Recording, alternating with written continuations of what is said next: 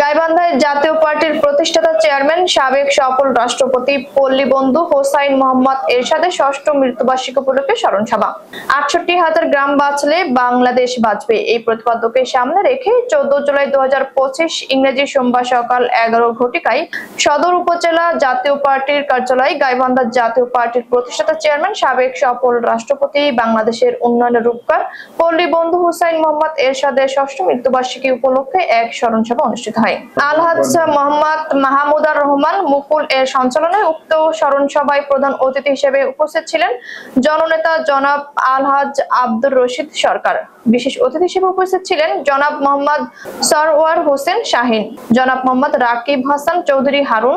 এছাড়াও উপস্থিত ছিলেন সংগঠনের বিভিন্ন পর্যায়ের জেলা ও উপজেলা পর্যায়ের নেতৃবৃন্দ।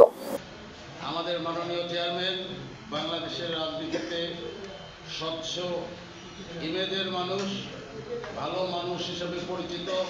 চিন্তা করেছিল বলে হাইকোর্ট নিয়ে আসছিলেন রংপুরে, শুধু রংপুরে না আরো কয়েকটি বিভাগ, কিন্তু আপনারা আন্দোলন করেছিলেন। সবই কোনটা সংস্কার না করেছে, শিক্ষানীতি বলেন, স্বাস্থ্যনীতি বলেন, সব